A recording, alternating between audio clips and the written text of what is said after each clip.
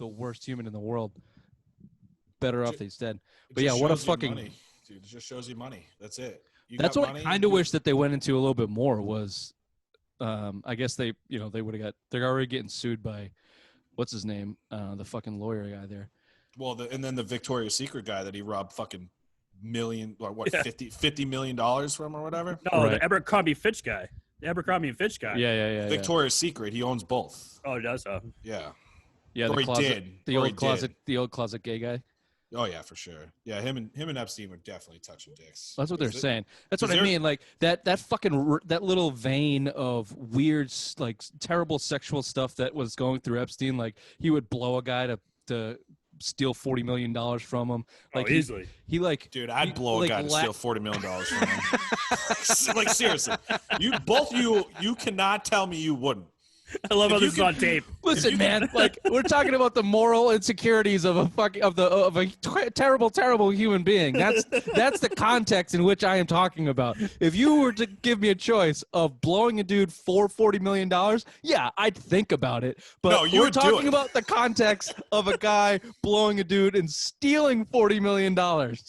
In the townhouse, dude. He's got like an Yeah. $8 million townhouse too. Do it. It wasn't like a handshake deal. Like, hey, give me a Hummer and I'll write you a check. It was like, I'm a devious, skeevy, the devil inside me motherfucker, and I'm going to blow this guy and then go get 13-year-olds at my ranch. You fuck.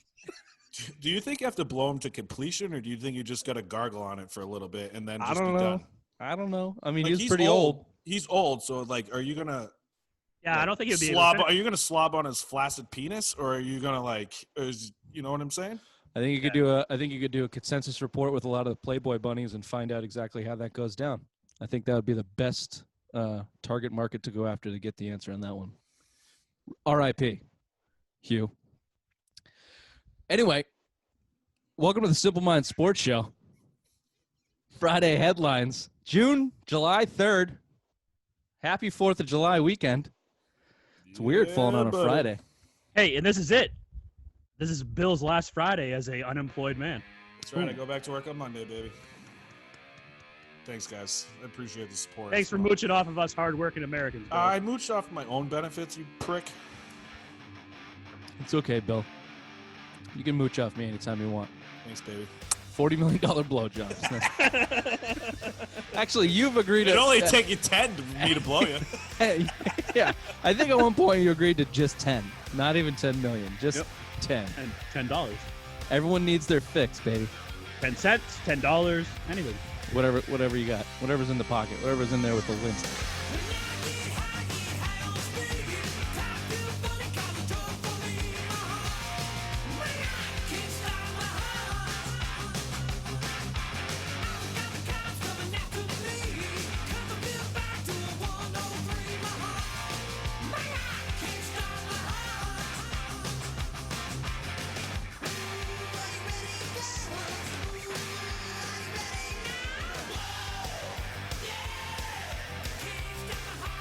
All right, Friday headlines, July 3rd. We're gonna be heavy on the big news. We actually have legitimate sports news to talk about, and the world or New England is going fucking crazy over it. Obviously, we're gonna be heavy on Cam Newton today, and just the news coverage and kind of the small news events that have transpired since Sunday when live Bill jizzed his pants and shit his pants, and both of you threw 1,000 flying fucking birds to my face in a united fuck you in my dismay. That was the only reason I was so psyched. That was the reason I was so happy. Cam Newton. Because I just wanted to crush your soul with that Cam Newton news. Oh my God. Yeah. So yeah, I don't know if anyone's been following. I did a little video after my marinating. I've tried to come around to it. I've tried to come full circle, and I've looked at it from all angles. And I'd say I'm relatively even keeled now. I don't have a visceral hatred for the idea of signing Cam Newton like I used to. I still don't think it's the best idea. I still don't think it's terribly going to work. But if it does, it's going to be fun. So just an overall recap. Let's just start there. The report came out today, Thursday, that the guaranteed money is actually only $550K, which would quickly get us to 1.7, I think. But he's got a $750,000 game bonus for every game that he plays in. Max at $7.5 million, which puts him in Andy Dalton's range. You know, whatever way you slice it, it's low risk, high reward in terms of the player and the salary. For me, the big concern is going to be I guess you call it chemistry, or, well, I'll get into my concerns over fucking Cam Newton on the team. But, Bill, what's your overall take after, what has it been, 4 days, I guess, of the coverage of Cam Newton? I like the signing. I'm sorry. Are you in WITSEC? Is there any way you can put a light on your face? I have a light above me. You literally look like you're in one of those fucking movies, in one of those documentaries where they're interviewing the guys that are in WITSEC. I have a light right above me. We'll muffle your voice so they don't know who's talking. I have a light right above me. I'm sorry. Anyway, sorry. I guess we're not going to fix the light thing. Go ahead, Bill. This is all I got, man. No, I think for the amount of money that you're paying for Cam at $550 guaranteed, I think it's a no-brainer. You're paying less than you're going to pay Jameis Winston, who signed for what, $1 million. You didn't have to really. Well, hold on. You're not going to pay less than what you pay for Jameis Winston if he works. Right, but I mean, base salary, you're at $550 with 1.05. Right, you didn't have to maneuver the cap in the offseason because. Only you have the Super 51 rule or the 51 rule, which only counts the top 51 contracts in the offseason. So what happened was they pushed off a practice squad linebacker that was making $750. So Cam's deal was more, so you didn't have to. You actually gained cap space in the offseason by signing Cam, and then it transferred this other guy out, which is fucking weird. Rain Man. Fucking Rain Man. I did read this today. It only applies to the offseason. So once training camp starts, if he's in the team, you're going to have to maneuver a lot of money around because I think right now with Cam signing, you have $450,000 left before you're entering the training camp. So at some point, if Cam's going to make the team, you got to start moving cap around. But well, they got a couple cuts. They got a couple linebackers they could cut, and we all think they're going to do something with Tooney, right? So that's right. You know, again, like we've said. Sorry to cut you off, Bill, but Belichick has his plans A, B, and C ahead. He's not signing Cam Newton and then going to be cuckolded to fucking have to trade Tooney for nothing or something. He has an understanding of what he's going to have to do. Can I throw a few names out to you? Blaine Gabbert, Jared Stidham, Joshua Dobbs. Do you know what they have in common with Cam Newton? No. They all make more money than him this year. I mean, that list is fucking long, man. You want to talk about people making more money? But no, I'm just saying you're talking about the ineptitude of quarterbacks that are making more money than Cam Newton. So I think it just glorifies the signing that Bill just did. Like I think it's a low risk, high reward signing. I think we're coming in, we're getting a motivated Cam, supposedly healthy Cam. He's already working with Mohamed Sanu, which is I think should be one of the most important people on our offense, right? He's your number 2 wide receiver on paper. We'll kind of see about that. I do want to get back to the genius of Bill Belichick in a second, quote unquote. Ray, what's your less than instant reaction after a couple days of marinating? Well, I'm going to do what Bill just did and throw out 4 names to you, and I want you to tell me who you'd rather have: Andy Dalton, Marcus Mariota, Cam Newton, or who's the other one that signed? The other free agent, Winston. Who would you rather have out of those 4? It's between. I mean, look, Winston or Cam, honestly. Yeah, so I think it's a great move. I don't think Stidham's ready. This is showing that Stidham's not ready. So you have Cam now, who's 2015 MVP. I mean, that's only 5 years ago. If he can do that again, 5 years in the NFL. Yeah, but he's 31. That's an attorney in the NFL, though. But he's 31. I mean, he's not like he's old. He's not like he's 42. He's 31. I get that. Let me address those points real quick. In terms of what quarterback I would rather have, Cam Newton's on the top of that list. If all of the boxes are checked, clearly he's a max quarterback. He's an MVP. He's a max quarterback guy. If all of the things are right. Now, reportedly, the Patriots were the only ones to have interest in him, and they just signed him for $550,000. I get that there's some mitigated circumstances in that. He was cut late by the Panthers, so the teams that actually needed a quarterback were low. He did not want to go be a backup, I don't think. He wanted to prove himself as a starter. And the quarterback market itself, I mean, Brady had to go to the fucking Bucks. So I don't think the quarterback market in general was that high. So between a low market, his injury concern, coming off 2 injuries, the demand was not there for Cam Newton. So there's big question marks to me on him. And when you ask what quarterback would I rather have, well, Cam's at the top of the list if he's Cam Newton. Clearly, that's a fucking no-brainer. But back to the Bill is genius. Is he? Is he a genius? Because he basically just signed – everyone's giving him credit for picking up an MVP quarterback, but everybody in the league had an opportunity to pick up the same MVP quarterback. Everybody. Mm-hmm. So is he a genius? The reason Bill gets classified as genius is because he makes these moves and then they win. So in the wash, it all seems like it works out. This is going to be a bigger spotlight because this is your starting quarterback. This is going to be you're not going to be able to hide this like a outside linebacker or a running back or Randy Moss that doesn't, and you trade him off. This is a starting quarterback. So that was going to be bringing him to the next point. What do you think? Cam's here to start, right? Do you guys agree with that? Like, yeah. Do you think he's going to have to earn the role, or do you think the only way he's not starting is if he gets hurt, basically? Or he has that would be my opinion. Comes out in training camp and just looks like shit. I think that would be another sign that you're not going to be a starter. But I think he's a starter coming in week 1. So Ray, you think? Sorry, Bill, I'll give you a chance here. You think that through July and August, whenever they have, who knows, with the pandemic, I don't even know what training camps are supposed to look like. They're doing a lot of whatever. But through July and August, Bill Belichick gets a look at him somehow. You think that in August he's going to cut him if he thinks he looks like shit? Would that surprise you? Yeah. That would surprise you if Bill Belichick cut him at $550,000. Yep. I just think, Rich, and I. But go ahead.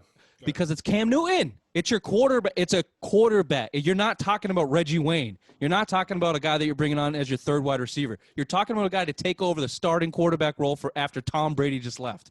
You're talking about a guy where you're pumping up Jared Stidham the whole offseason, a whole year. You're pumping up Jared Stidham as the next guy, and then you bring in Cam Newton as competition, and then over 2 months you go, yeah, he didn't look that great. Hey, rookie, you're back in. I think that is too, especially in the pandemic where you're not going to be able to really get these guys in and work with them that heavy. I think you just got to kind of ride or die with Cam Newton. If you're a month in and he's 0-4 and looking like shit, that might be a different story. You might bench him, make up an injury, then cut him. I can see that happening. But no, I think you're rolling into the season starting Cam Newton. I think that has been predetermined, unless he injures himself between now and then. Bill? Can I ask you guys a question? No. What looks better on Bill? Jared Stidham coming in, winning 10 games, winning the East, or Cam Newton coming in as an MVP quarterback, playing like an MVP quarterback, and going to the Super Bowl? What makes Bill look better? I'm really glad you asked this question. Ray, what's your answer? Cam. Nope. No, it's Jared Stidham. Bill needs to prove that he can win with anybody. Okay? So Jared Stidham, Brian Hoyer are the guys that he needs to prove that he can win with. Because what's the big knock on him? Losing record without Tom Brady. So what's your losing record? It looks better on So Bill. hold on, Bill. So why do you think he signed Cam Newton? I just don't. Why do I think he signed Cam Newton? Because clearly it's sending a message to Stidham that he's not ready. I think the rumors that we've seen. So we've heard multiple rumors that they love him, right? And he's going to start week 1. But then you hear the other guys where he's not ready. So we're believing right now that he's not ready. You're talking about a 4th-round quarterback that showed okay skills in the preseason, but only against 3s and 4s. Right. To sign a former MVP quarterback, yes, 5 years removed, for the cheap money that they signed him for, if you think they look for him in March, right? They reached out to him in March, and I think he wanted a shit ton of money in March. But when everything kind of played out, it was like, well, why we have to sign him now? Because the deal that he signed, it was a no-brainer. But, right.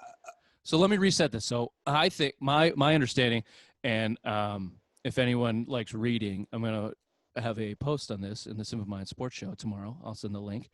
My understanding, hypotheses on this is Bill thought that he could drag Brady back in for a 1-year contract, maybe agree. 2, probably a 1 year. No, 1 year. I think. And he failed. He didn't make that happen. When that happened, now everyone's giving Bill shit for this.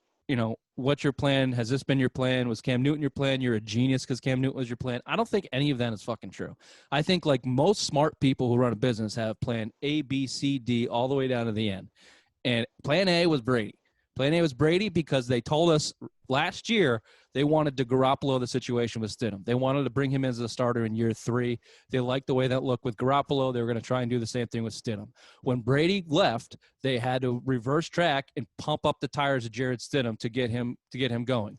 And then in the back of Bill's mind, he's going, okay, what does this free agent market look like and who's available? If I can get someone that I'm comfortable with that I think is going to improve my team over Jared Stidham, then I'm going to go with them. Andy Dalton was the big name. Clearly, Bill did not think Andy Dalton was better than Jarrett Stidham at $7.5 million. When Cam Newton essentially falls into your lap at $550,000, yes, you take a shot on him. But I don't think it's as simple as saying low risk, high reward. If it doesn't work out, you can cut him. I don't think that's true because it's the starting quarterback. It's the most important position in sports. And it's Cam fucking Newton. He's bringing a franchise. He's bringing Cam Newton Inc. to New England. You're not going to be able to just get rid of somebody like that. He's in the headlines. Stephen A. Smith is going nuts over it. Like this is news. The Patriots are back in the news. The Patriots, this is another thing where I don't think you can cut them. Because now what you've done is you've taken your expectations for the season. An 8-8 would have been a good season. That would have been, let's root for Jared Stidham. Let's develop them. Let's get them up to speed. I thought they could have won 10 games. People were up in the air. But either way, if Jared Stidham goes out there and has a couple stinkers, no, that's expected. He's a rookie quarterback, essentially. The Patriots are kind of in a semi-rebuilding year. Next year, they got all this cap space. They'll be back in it. Now, with the signing of Cam Newton, who hasn't played in a year, you were automatically supposed to go back to the Super Bowl or at least compete for it.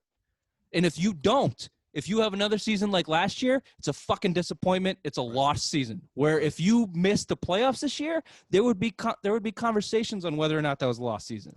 So with one signing of a guy who's not played in a fucking year that we don't even know who, by the way, is just a marginal quarterback. He's just okay. He's kind of just okay as a quarterback, especially if he can't run like he used to be able to run, which a Liz Frank injury destroys wide receivers' careers. And this guy is supposed to run. So, huge question mark. But you just put yourself in the expectation of going back to the Super Bowl. So, Bill is going to have to pull off a Corey Dillon, Randy Moss, Darrelle Revis. He's going to have to do his best Bill special this year with Cam Newton. Can I ask a question too? If you're thinking about what kind of offense you're going to run, right? And I think all three of us can agree we're talking the early 2000 Patriots offense where it was run, rely on defense. Who would you rather have, Stidham or Cam Newton? Cam. That's Cam opens up the offense more, right? And I'm going to give you some examples, especially in your red zone. Okay, Patriots were 26th in TD percentage in the red zone last year at 49% of touchdown drives that in the red zone. So that means you're kicking a shit ton of field goals. Okay. You had 17 rushing touchdowns as a team last year as a whole. And I think Cam opens up the offense more in the red zone. And I think this is the biggest thing is last year, the Patriots struggled to score 20 points after Halloween. I don't think they scored more than 20 points once after Halloween. And it might've been 0 times more than 20, 20 was the number. Brady is so limited in the pocket. He moves well in the pocket when there's a rush. You can't design runs for Brady like you. Do you think? Sorry to interrupt you, Bill, but do you think that's what they're going to do? They're going to design runs for 31-year-old Cam Newton? I think in the red zone. Yeah. Okay, yeah, in the red zone. That's what I'm saying. I think the biggest thing I take away from this is your red zone offense. I think Cam adds a whole new dimension to the red zone offense. Ray, what do you think of the Patriots offense moving forward? I think Cam this year. I think it's going to be, like you said, it's going to be run-oriented, and it's going to open more things up. I think it's going to be I think N'Keal Harry is going to probably benefit most from this getting open, Like, not everyone's going to be eyeing it on our receivers. We're not going to be pass-happy like we used to be. It's going to be more run. And I think that's going to help out our wide receivers a lot. Cam's first 2 years in the league, too, he had Steve Smith at 1,300 yards and 1,100 yards in his first 2 years. And then his third year, Steve Smith fell for 775 and got cut after that. So if anyone's going to benefit from this, it's Julian Edelman, right? And it's going to be the tight ends. If you look at the offense that he's run a Norv Turner offense that is based around a West Coast offense that's similar to the Patriots. The communication's not the same, but when he was running the Norv Turner offense, I think his best year he was 69% passer, 67 at completion percentage in a Norv Turner offense. That's huge. He utilizes the tight ends. Greg Olsen was good in Chicago, but turned great in Carolina. So this is what I think, and to piggyback off both your guys' points. Is Cam going to have to capitulate to the Patriots, or is the Patriots going to capitulate to Cam? The Patriots, what they do best is capitulate to their talent. Right. And design what they have around their talent. So Yep. I do think N'Keal Harry is going to see an increase, mainly because the offense is going to get dumbed down. I don't think Cam Newton needs him to run 7 yards, post back at a 45-degree angle, and the ball's going to be there before you cut. Nope, you're going to have a little bit second more. That's what makes Brady better than Cam Newton, but that's going to be the difference in it. And I disagree with you on Edelman, Bill. I think Edelman is going to struggle because of that. I think Edelman's bread and butter was, I got an option route. Brady sees the same thing I see. The defense doesn't, so I'm going to get a half yard every fucking time I want. I'm getting a half yard, and Brady knows where I'm going, so I'm picking up 6 yards. I don't think that's going to be the case with Cam. Edelman's nasty. He's still going to be able to do his thing and create separation and be a cog for him, but it's not going to be the same look that we saw with Brady. The guy that I think is going to be most important, like you said, the Norv Turner offense. Christian McCaffrey's rookie year blew it up. James White, Rex Burkhead, but mostly James White is going to be Cam Newton's best friend, and Cam Newton's second best friend is going to be Cam Newton's mind, and not doing stupid shit and just doing what the coaches tell him. Cam Newton will benefit more than the Patriots will benefit if he goes to the Patriots system and just learns how to be a quarterback that can take a check down, that can go out of the Brady playbook and pick up 6, pick up 4, pick up 6, pick up 4. We're going to run it. Check down to James White, Edelman on a little 6, and then we'll take a shot. If Cam Newton can develop into an actual decent quarterback through the Patriots system and coaching, now you're talking about a completely fucking different story, because I don't think Cam Newton has had that type of coaching his whole career, and he's at a point where, he it's a prove it deal. He's got to earn his money. He's got to earn the respect of the league back, and I don't think he's going to do that by running for 1,000 yards and 18 touchdowns this year. I don't think he has that in him anymore, just through the injuries and the age and the beating that he's taken. So if he can develop into a decent quarterback, throwing quarterback, that's best for both parties in this, in my opinion. And I think McDaniels and Belichick can do that for him. You know what I'm going to – 2016, Jimmy Garoppolo gets hurt in game 2. Jacoby Brissett starts on short notice Thursday night against Houston. You look at that game, it was a LeGarrette Blount game, and it was Jacoby Brissett using his feet. I think he had a 27-yard rush for a touchdown. Mm-hmm. Bill will build the offense around Cam Newton's strengths or Jared Stidham's strengths, whoever's going to start. Going back to 2001, you look when Brady took over, they dumbed down the whole entire offense. Coming from Bledsoe, who is airing out down the field, you have your quick checkdowns. Like, Cam Newton is going to thrive in the checkdown offense. If there are 2 new tight ends that we just drafted, Virginia Tech and UCLA. If those guys can get anywhere open, they're going to get a lot of catches from Cam. Yep. Cam doesn't need to – he can dink and dunk. The only thing that worries me about Cam is the fact that he's a 59% career passer. He's not that good. That's what scares me. But if the Patriots defense can play well, I know they got younger on the front.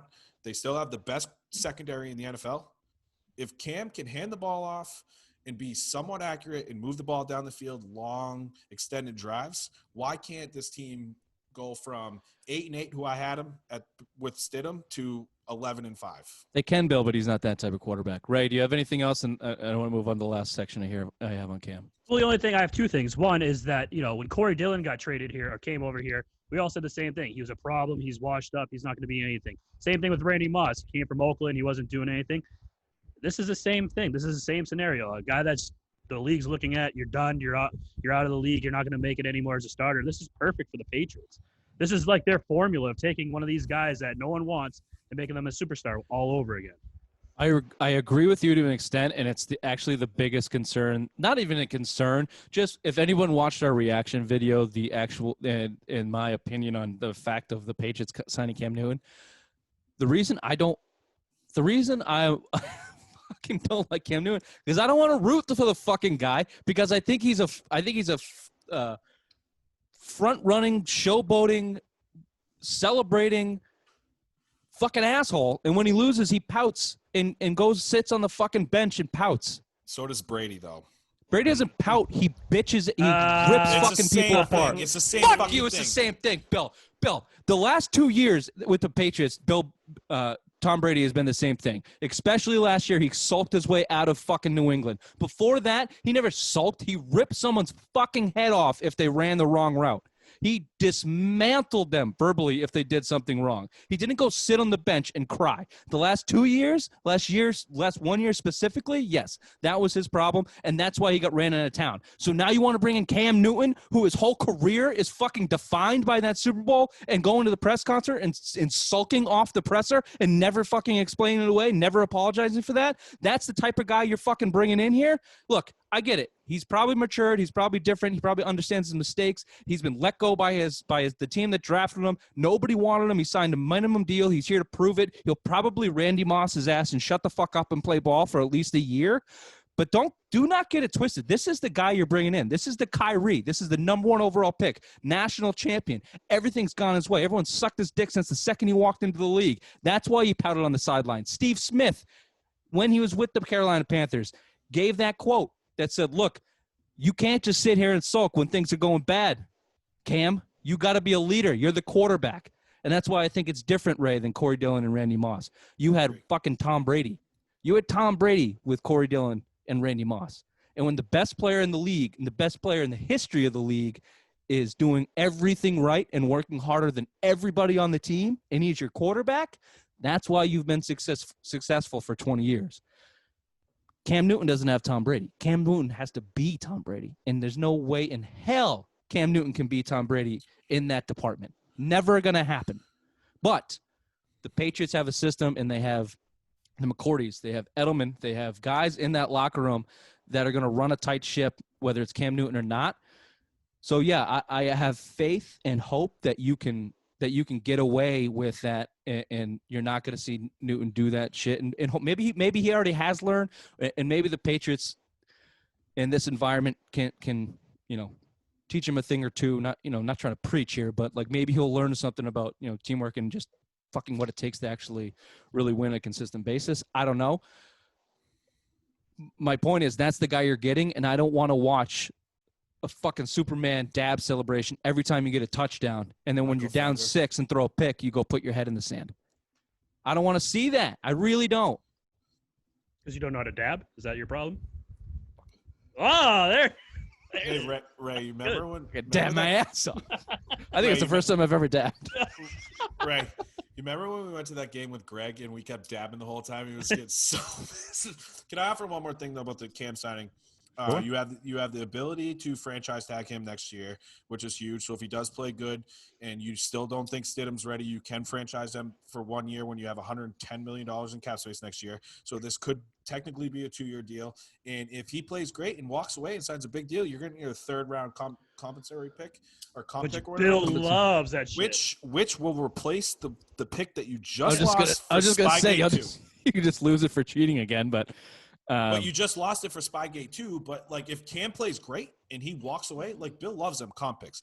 Like this has Bill written all over it. Look at the guys that he's fucking acclimated to the system and made millionaires after they left. Right? Everybody. Carter, the defensive end. Think about it. He was washed up and got $10 million. Anderson, again, Mark Anderson from the. He's made a lot of back end careers. He's also taken a lot of swings and miss. Ocho Cinco, Hainsworth. Of course, but every GM coach. I get that, but again, this is amplified because it's the quarterback position, and Cam Newton is Cam Newton Inc. You're bringing a lot on the table.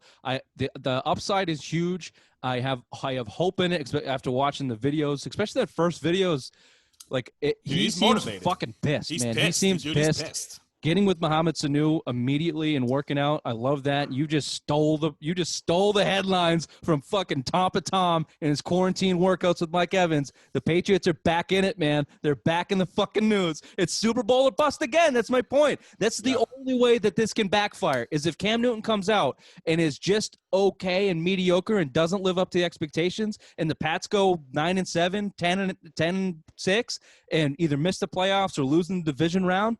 Is this going to be considered a success? Because then you just stifle Jarrett Stidham's advancement one more year. Now, I understand what you guys are saying. The signing of Cam Newton alone tells you that Bill doesn't want to put Stidham in. But I don't agree totally with that because he was going to do it. He was going to do it. If Cam went and signed with San Diego or something, or somebody else for $550,000, which could have happened, he was going with Jarrett Stidham. So it's not like he thinks he sucks and he can't win with them. It's just clearly, yes, the upside of Cam Newton, as we've just discussed past our time deadline, is much higher than the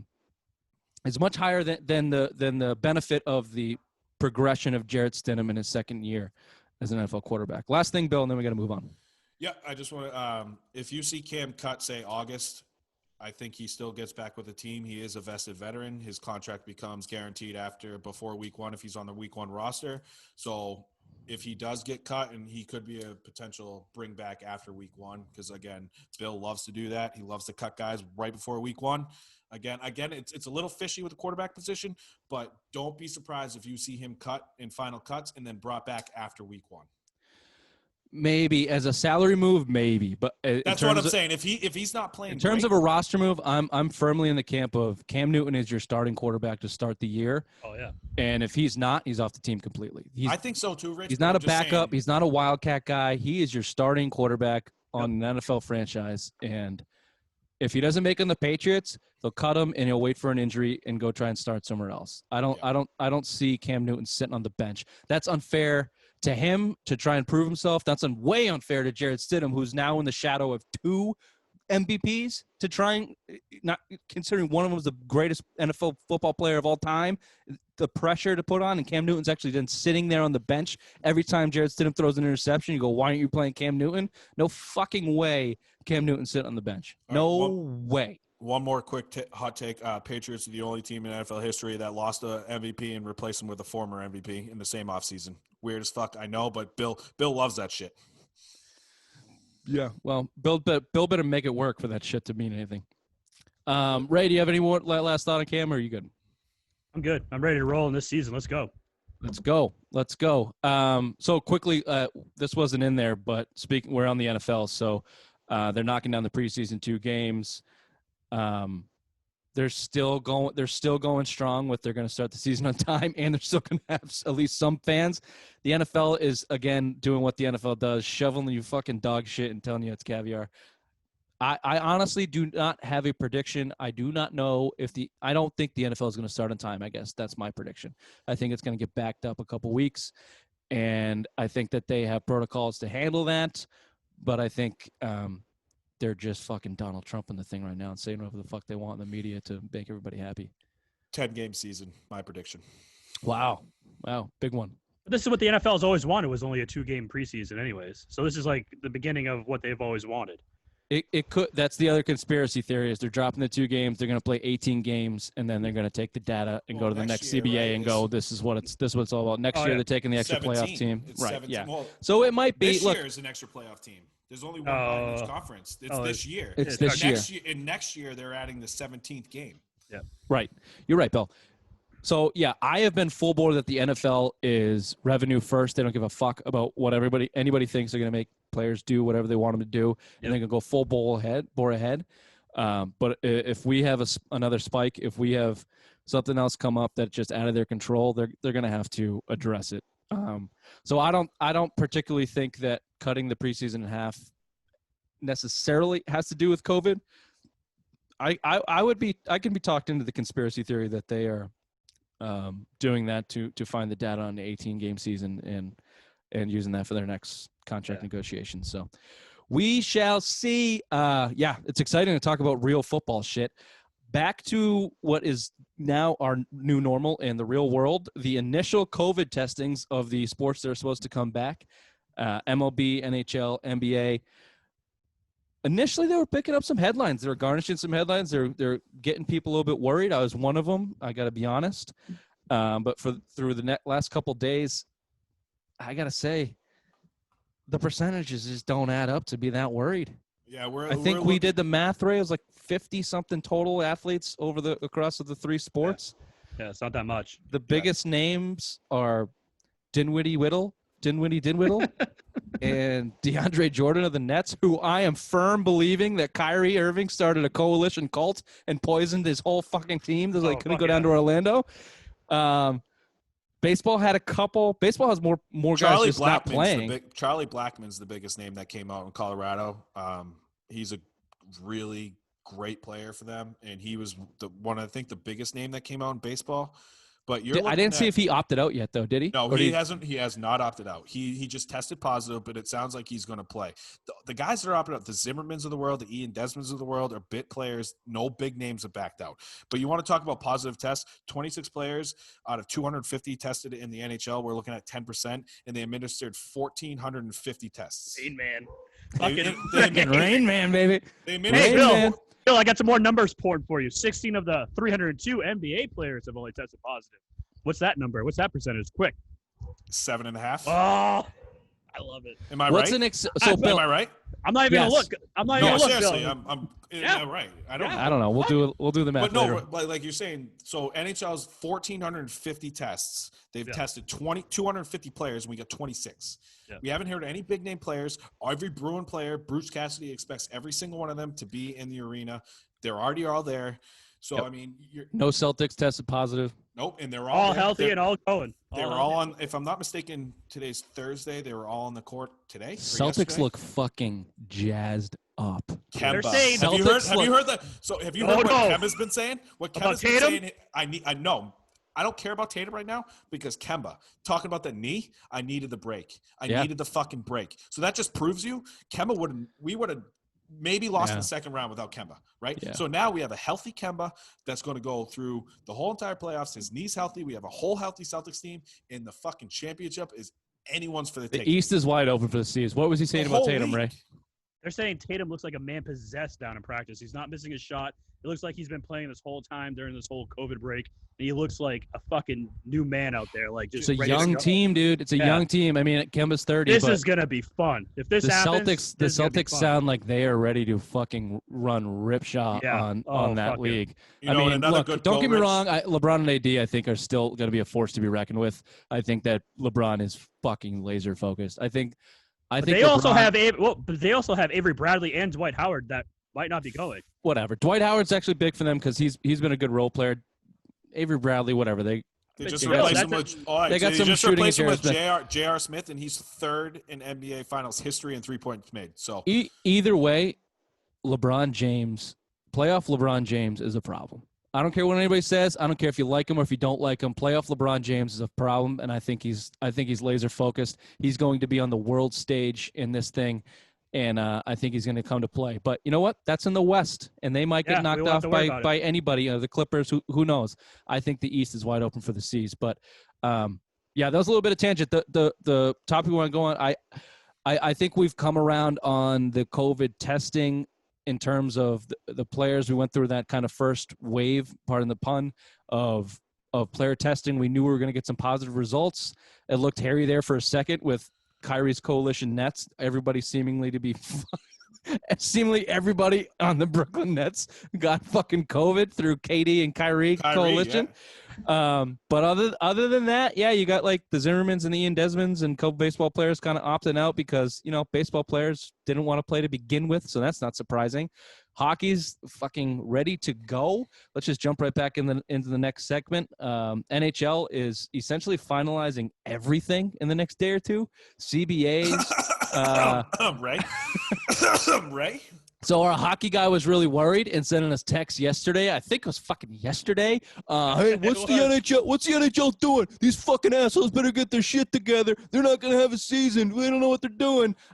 Two host cities. Edmonton looks fucking awesome.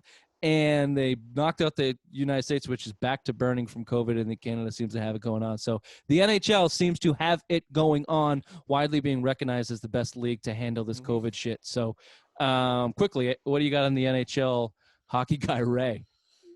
It's about time they got this shit squared away. No, that's great. I mean, hey, Phil, hey, come on. No, I mean, phase 3 goes in, July 10th? Is that when everyone reports? That's going to be phase 3. No, I think they were mandatory reporting this week because they did the mandatory testing. So I'm pretty sure they had to report. But phase 3 starts July 10th. After, that's when everyone's the training full board. starts, So July 10th. I mean, hopefully they get a start date. That still hasn't come out yet when they're all going to start. Oh July shit! 31st, Oh shit! Ray still hasn't come out yet. There's no tentative date. I think the dates that came out early were about July 31st. They're going to start roughly when the NBA does.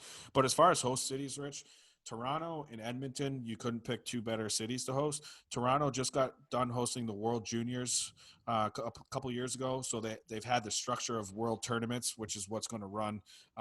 Obviously, what we're going to do is going to be a huge tournament. Edmonton obviously just built a big arena, as we talked about yesterday on our Facebook page.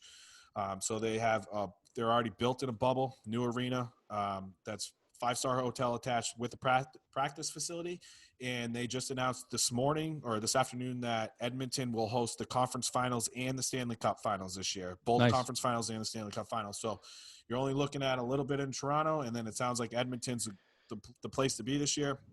Obviously, the reason they're going in Canada is because U.S.'s COVID is spiking. They said Vegas has the infrastructure, but with the COVID scares, Canada is the way to go. So Edmonton, I can't think you could get a better city, especially in Canada. Dude, the worst part about picking Edmonton is we can't go. Well, the worst part about Edmonton is we can't go watch games. Rich and I can go. Bill can't go. No, I think the statute of limitations is over for that. Okay. I'm not sure. You can Google that, listeners. Billy Trash. It's been 11 years, so I think my felony. Just Google Canada Billy is Trash gone. Can plus Canada. You'll love the pictures. My question is to hockey guy Bill. Are they going to do like what the NBA is doing in MLS? Are they going to have like 3 games a day? Just because there's going to be so many games. I would think because you're not going to have a lot of – you don't – Man, you picked a bad time to go back to work. They haven't announced that, Ray. Ray, they haven't announced it, but I would assume because you'd have to assume there's not going to be that many rinks. There can't be like 3 rinks that they're all going to be fucking going. I am not going to get anything done. Practice rinks. No, this sucks. I'll be watching it on my phone at work. Yeah. Oh, yeah. No, I can't even use my phone at work, which is terrible. I have to leave my phone at my desk. You know how often I'm at my desk? Like 45 minutes a day. I'm fucked. We know what you do. You're a scientist. All right. I just wanted to give one quote because baseball is still dead to me. Trey Wingo had this tweet. MLB Commissioner Rob Manfred on the Dan Patrick Show. Quote, "The reality is we weren't going to play more than 60 games, no matter how the negotiation with the players went or any other factor." End quote. Trey Wingo goes on to say, "So we drag baseball through the mud for publicity for no reason? Stay baseball. I'm with you, Trey. Fuck baseball, you fucking idiots. I hope they don't play. Good for Ian Desmond. Don't ever come back." Off the list. Oh, bold fucking statement, Wow, Billy. Bill. I better see somebody on the goddamn diamond before you even talk to me about putting somebody off the list. You fucking kidding me, Bill? Are you kidding me? They all reported today. Dude. Oh yeah, pitchers and catchers. It's like it's back in March. The trucks are leaving Fenway. Let's get excited, baseball. These fucking clowns. We were never going to play. We were never going to play anything other than 60 games, says Rob Manfred. So we took 3 months to shit on each other while the world burnt over fucking a couple $1 million for their players. Fuck baseball, these assholes. Shut up, Ray. All right. Lastly, the NBA has announced they might do a second bubble in Chicago for the shit teams that didn't make it. It's one more bubble for fucking today. I saw it today. I didn't. I don't understand why. I saw your text. I'm like, what the fuck? It's a revenue booster, I guess. To me, it's one more bubble Kyrie can burst. The other thing I saw, I guess you guys probably saw it too, made headlines. The MLB Sandlot, they're calling it. Max Scherzer, Corey Kluber, Paul Goldschmidt, Stanton was down there. A bunch of MLB players basically went down to Florida and just played a game. Little Sandlot. Oh, okay. Sandlot game, you know how long that game took? 2.5 days. Fucking baseball. Okay, you know what's funny? And if I'm the Yankees, I'm bullshit because Stanton, is rumored to not be on the opening day roster because he's hurt. He has a mild calf strain since fucking February, and you're playing sandlot games. If I'm the Yankees, I'm bullshit. I am fucking bullshit because you're hurt. It doesn't matter.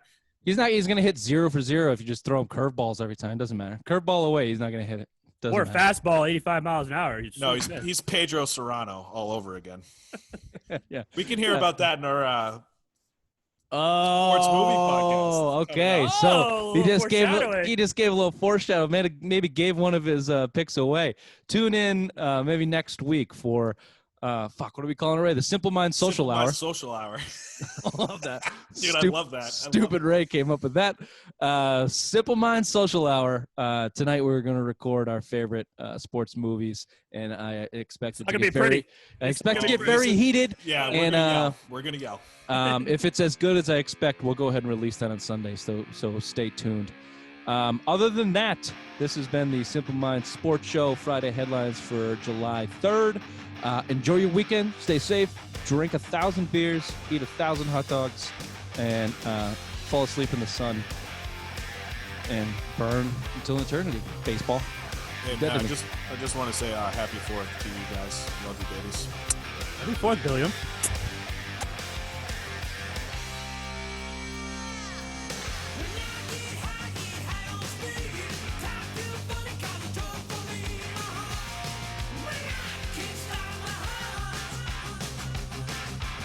Or MLS. You know what, Rich, I don't think we need. Fuck. We didn't do the MLS. Sorry, Ray. Oh, dude. You know what? All right. All right. Well, hold on. This I is can what bring you it back say. in. No, this is what you got to say.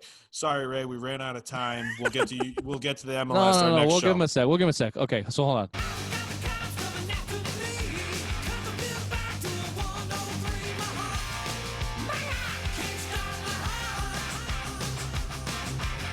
on. Okay, bonus material for the Simple Minds Sports Show, Friday headlines, July 3rd.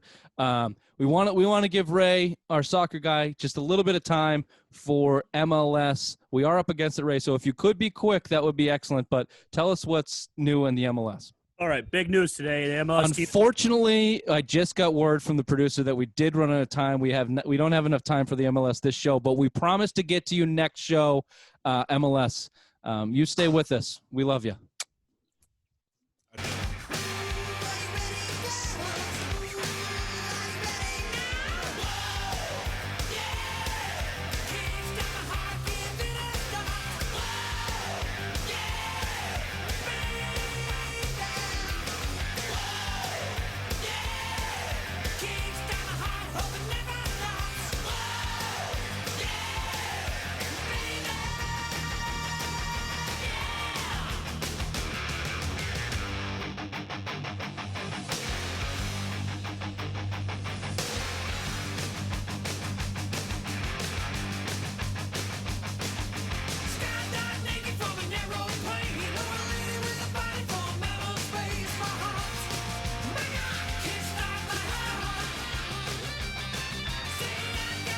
Trouble in my eyes. I'm just looking for another